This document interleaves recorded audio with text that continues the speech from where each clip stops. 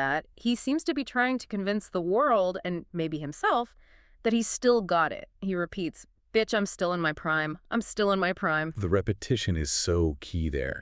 When you say something once, it's a statement. When you say it twice, back to back like that, it's an affirmation or an incantation. He needs to hear himself say it. For sure. He's fighting a narrative, internal or external, that says he's washed up. And part of that external narrative is just straight up disrespect. He says, "They keep calling me backwards, keep misspelling my name." That has to be frustrating. It speaks to the fear of irrelevance. Yeah. You step out of the spotlight for a minute, like he says, and the world just moves on. And suddenly people can't even spell your name right. It's a symbol of being underestimated or forgotten. Yeah. It's a petty slight, but it stings. It's about erasing his legacy. But he uses it. It fuels the anger in the track. Totally. He converts that disrespect into energy. And then we get a glimpse of what fueled the art in the past. This line, this one hit me hard. "The BS and the pills and the match burns mixed with the blood in my veins." That is a visceral list. Pills and mash burns. Yeah. What do we make of match burns? That's such a specific, painful image. It just evokes self-destruction. Pills can suggest coping, numbing the pain, turning the volume down. But match burns. That's the opposite. That's feeling the pain. That's playing with fire, literally or metaphorically. It's volatile. Sounds like a recipe for disaster. Or a recipe for an artist. He's acknowledging that his blood isn't just biology. It's a mixture of his DNA and his trauma. He's saying, this is who I am. I am made of my mistakes and my scars. He's not hiding the scars. He's listing them as ingredients. No, and he explicitly links that history to his current output. Blood in my veins keeps passing through. The past isn't gone. It's circulating inside him, fueling the music. Let's switch gears and talk about the sound for a second. The text actually describes the sound in this really technical way. He says, 176 on that snare straight, slapping you. I love that he included this. It's a nod to the tempo and the aggression of the beat. For anyone who isn't a producer, 176 beats per minute is fast. How fast are we talking? Give me a comparison. Okay, so standard head-nodding boom-bap hip-hop is usually around, what, 90 BPM? Maybe 95? And this is 176. It's double time. That's stepping into drum and bass territory. It's driving. It's frantic. It creates anxiety. So it's almost a running pace. It is a sprint. And by mentioning the specific number, he's grounding the lyrics in the craft. He's not just a rapper. He's a musician who knows exactly how the snare should hit to get the desired effect. Which is straight slapping you. Yeah. So the tempo matches that whiplash feeling he talked about earlier. The form matches the content. Exactly.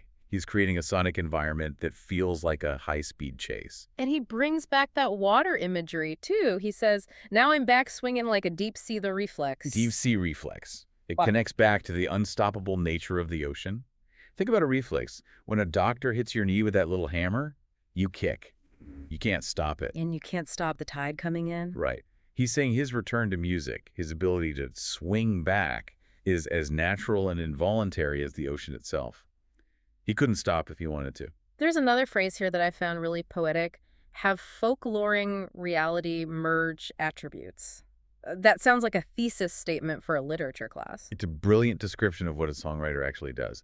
Folkloring reality. What does he mean by that? You take the real world, the kid's life, the pills, the match burns, and you turn it into folklore. You turn it into a story, a myth. You take the mundane or the painful and you elevate it.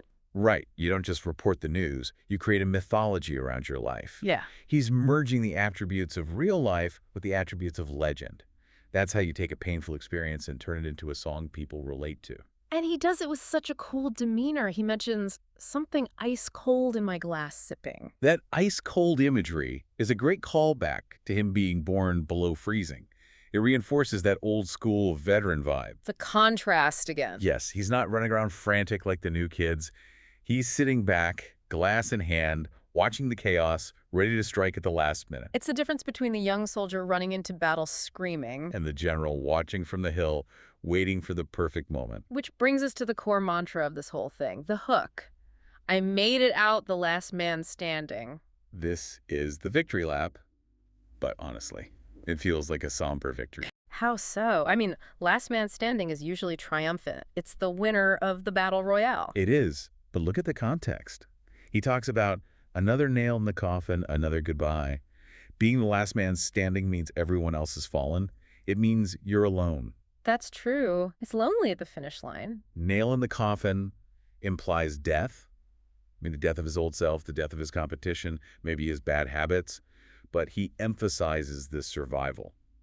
I made it out the door, the unstoppable. It sounds like the house was burning down and he's the only one who walked out. And he's doing it with his head held high. He says, had to calm my pride, no limp in my stride. I love that image. No limp. It's about concealing the damage, isn't it? We know he has whiplash. We know about the match burns. Logically, he should be limping. He should be broken. He should be crawling out of that door. But he refuses to show it. He calls on his pride to correct his posture. It's that OG set, keep the head strong mentality. You don't let them see you bleed. And that leads us to the title. The text says, set another flower on the goodbye. This is a crucial connection. What do flowers represent? We usually give flowers at 2 times, funerals and celebrations. And there's that saying, give them their flowers while they can still smell them. Give people respect while they're alive. Exactly. So is he burying someone or asking for respect? I feel like it's both. I think you're right. The flower on the goodbye suggests he's burying a version of himself, but by declaring himself the last man standing, he is effectively demanding his flowers from the audience. He's saying, I'm still here, I survived, respect that. Don't wait until I'm dead to say I was good. Precisely. He also has this line that just feels like a mic drop. I ain't got shit left to offer you, but you ain't got nothing to say. It's the ultimate dismissal of the critics. Think about the power dynamic there. He's saying, I've given you everything, my trauma, my stories, my reality. I have nothing left to prove. And the critics. They have nothing to say because his work speaks for itself. It silences the room. It's like saying, I am the content, you are just the comment section. It's a powerful declaration. We've got a guy who went from focusing on kids' life to standing 10 toes down, refusing to limp, and silencing the room. And realizing he is born a bright flame. He fortifies his name in all capitals.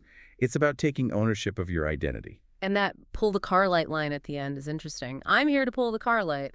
It's a bit ambiguous, but if you think about pulling the light as illumination, it's about exposing what's in the dark. Turning the high beams on. Exactly. He says earlier, I made it out the dark. So now he's the one controlling the switch. He's shining a light on the industry, on himself, on the fakers. It's just such a rich text for a track that, on the surface, just bangs really hard. You could easily just nod your head and miss all this depth. That's the hypnotize them with the synth line strategy working in real time. You come for the beat, but you stay for the folkloring reality. So to wrap this up, what are we really looking at here? A father who stepped away, dealt with his past, came back, and realized people were forgetting him. And his response wasn't to complain on Twitter. It was to stand 10 toes down and declare himself the last man standing. It's a story of endurance. It is. It's not about being the newest or the flashiest. He hates that three-point basket acting. It's about being the one who survives the riptide.